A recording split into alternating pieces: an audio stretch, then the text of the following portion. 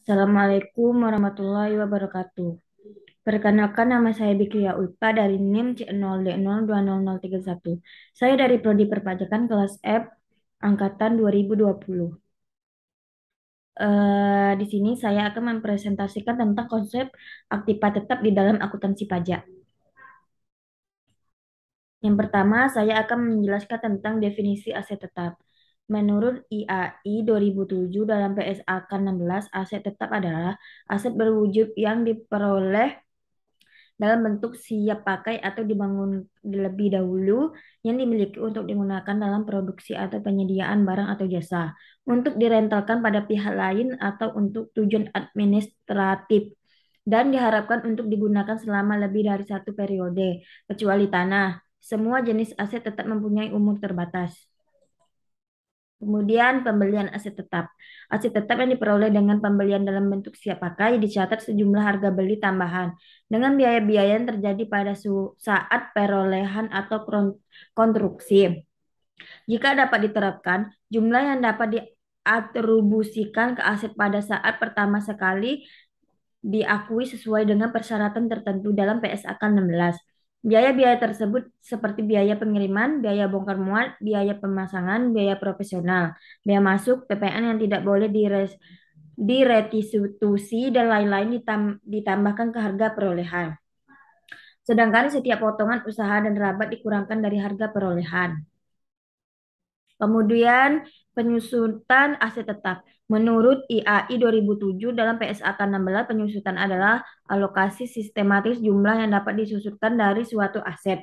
Selama umur manfaatnya, menurut PSAK 16 tersebut, jumlah yang dapat disusutkan adalah jumlah tercatatnya atau baik mengikuti model biaya maupun model revaluasi dikurangi dengan nilai residu aset yang bersangkutan.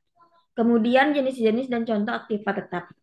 Jenis-jenisnya yang pertama lahan-lahan adalah bidang tanah terhampar baik yang merupakan tempat bangunan maupun yang masih kosong. Dalam akuntansi apabila ada lahan yang didirikan bangunan di atasnya harus dipisahkan pencatatan dari lahan itu sendiri.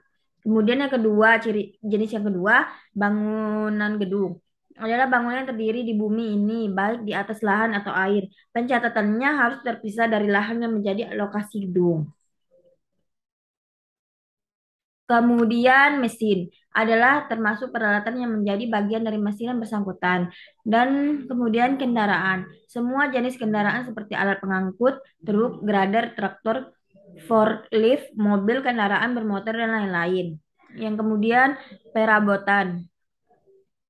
Perabotan dalam jenis ini termasuk perabotan kantor, perabotan laboratorium, pabrik yang merupakan isi dari suatu bangunan. Selanjutnya, inventaris. Peralatan yang dianggap merupakan alat-alat besar yang digunakan dalam perusahaan seperti inventaris kantor, inventaris pabrik, inventaris laboratorium, inventaris gudang, dan lain-lain. Kemudian, prasarana merupakan kebiasaan bahwa perusahaan membuat klasifikasi khusus prasarana seperti jalan, jembatan, royal, pagar, dan lain-lain. Contoh aktiva tetap berwujud. Aktiva tetap berwujud ialah aset tetap yang mempunyai bentuk fisik. Ada tiga jenis dari aktiva atau aset tetap berwujud. Contohnya yaitu pertama, aktiva yang memiliki sumber penyusutan atau juga depresiasi, misalkan seperti bangunan atau gedung, peralatan, inventaris, kendaraan, mesin-mesin produksi yang lainnya. Kemudian aktiva yang mempunyai sebuah sumber dari depresi ataupun penyusutan, misalkan seperti tambang mineral, mineral deposit, ataupun sumber daya alam lainnya.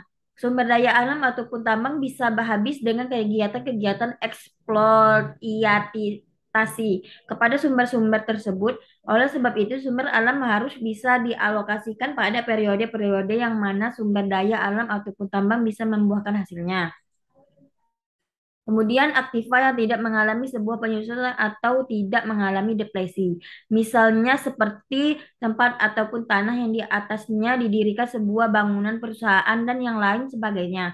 Aktiva tetap berwujud adalah aset yang memiliki bentuk fisik dan bersifat relatif permanen. Aktiva atau aset tetap berwujud juga dapat mengalami penyusutan nilai. Beberapa contoh dari jenis ini, yang pertama gedung dan bangunan, kedua tanah, ketiga peralatan, keempat kendaraan, kelima mesin. Kalau contoh aktiva tetap tak berwujud adalah aktiva yang tidak mempunyai wujud fisik. Meski begitu mempunyai manfaat yang besar bagi perusahaan yang dinyatakan ke dalam bentuk jaminan tertentu. Misalnya seperti hak cipta, hak monopoli, hak paten, merek dagang, dan lain sebagainya. Aktiva atau aset tetap tak berwujud biasanya berbentuk hal hak usaha dimiliki perusahaan antara lain yaitu yang pertama lisensi, kedua hak cipta, ketiga merek dagang, keempat sistem keamanan, kelima Prancis. Terus karakteristik aset tetap. Menurut Jerry J. Weigand 2007, karakteristik aset tetap yaitu memiliki bentuk fisik, digunakan dalam kegiatan operasional, tidak untuk dijual ke konsumen. Sedangkan menurut Suemarno SR 2005, karakteristik aktiva tetap adalah sebagai berikut yaitu eh, masa manfaatnya lebih dari 1 tahun, digunakan dalam keadaan perusahaan, dimiliki tidak untuk dijual kembali dalam kegiatan normal perusahaan, yang terakhir nilainya cukup besar. Baiklah, cukup sekian presentasi dari saya. Eh, Terima kasih. Assalamualaikum warahmatullahi wabarakatuh.